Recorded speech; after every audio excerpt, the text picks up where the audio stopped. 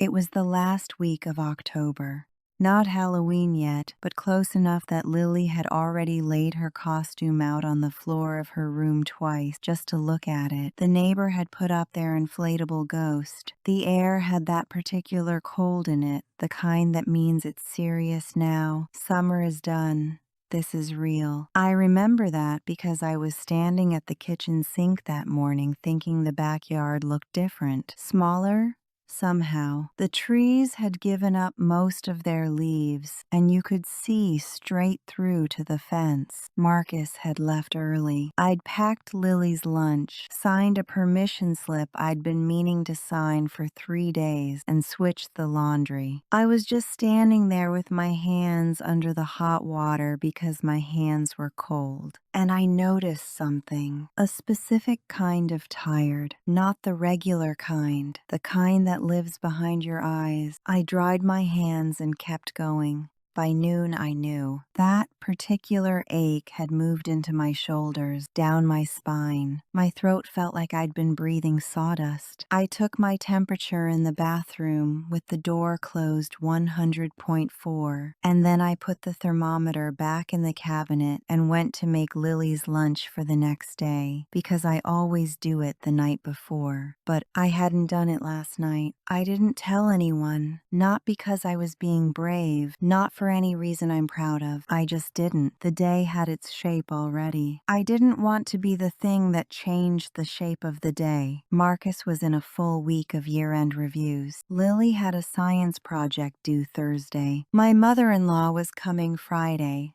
and the guest bathroom needed new hand towels because I'd noticed the old ones were fraying at the edges 2 weeks ago, and I'd meant to. I just kept moving. By 3 o'clock, I was sitting on the edge of the bed in the way you do when you're not sure you should lie down, because if you lie down, you might not get up. My whole body hurt. Not dramatically, just the quiet, relentless kind of hurting, like my bones had been wrung out. I lay down anyway, just for a minute. I set an alarm for 4:15 so I'd be up before Lily got home at 4:30. I woke up at 4:28 to her key in the door. I was still in my work clothes, still in my shoes. I got up too fast and had to hold the door frame for a second, and she came in asking if we had any of those crackers, the good ones, and I said yes, let me get them, and I went to the kitchen and got the crackers. I did not say, I don't feel well. Marcus came home at 6:47. I was at the stove. He put his bag down and said what he always says, "How was your day?" And I said what I always say, "Fine, good, how was yours?" And he started talking about the reviews, and I kept stirring. I was running a fever. I know what I feel like with a fever, the particular unreality of it, the way sounds come in a little too slow. He set the table. We ate. Lily talked about something that happened at school.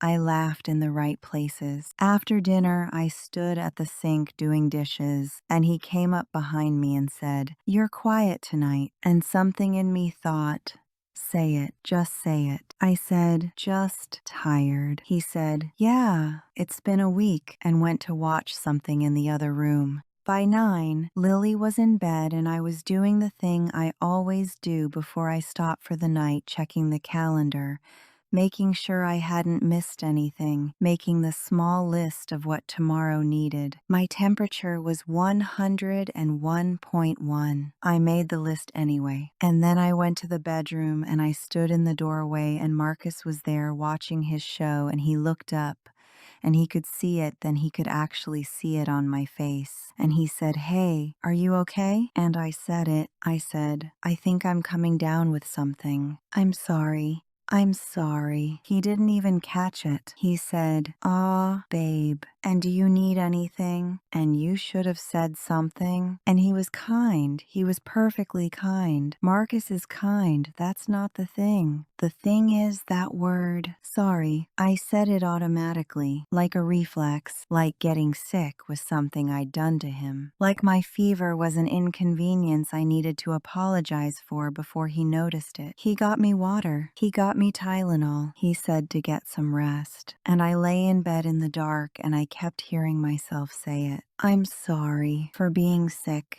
I've been saying that word my whole adult life. Sorry the house is a mess. Sorry dinner's late. Sorry I'm behind. Sorry I need a minute. Sorry, sorry.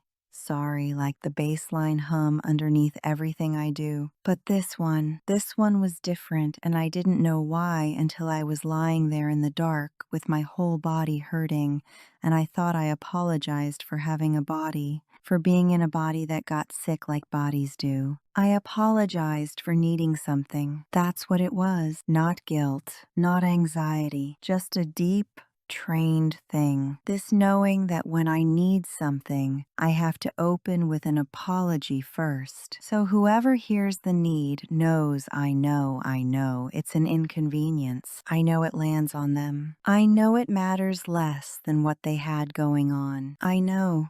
I needed someone to notice before I said anything. That's it. That's the whole thing. I needed Marcus to come home and look at me. Actually, look at me and say, hey, something's wrong. What do you need? I needed Lily to see me at that stove and feel the temperature of the room shift and ask. I didn't need them to do anything difficult. I needed to not have to manage my own need before presenting it. I needed to not have to soften it and minimize it and pre-apologize for the weight of it so that whoever received it didn't feel too put upon. I needed to say, I'm sick, without the sorry in front of it. Just that. Just a woman telling the truth about her body. At 2 inches the morning, I woke up sweating, and I lay there in the quiet, and I whispered it to the ceiling. I'm not sorry. It felt strange in my mouth.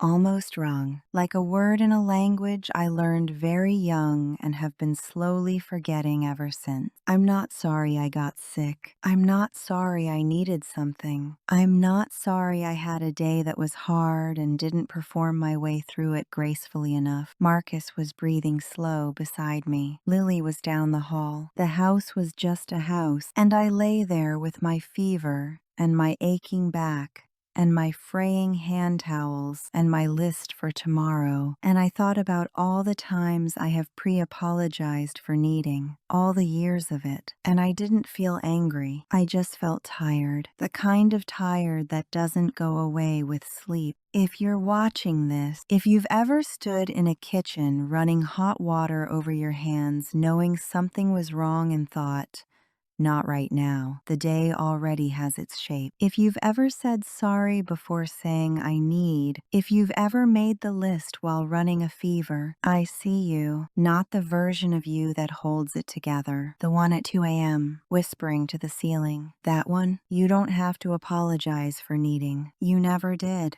This is the weight she carries, and tonight, it's mine.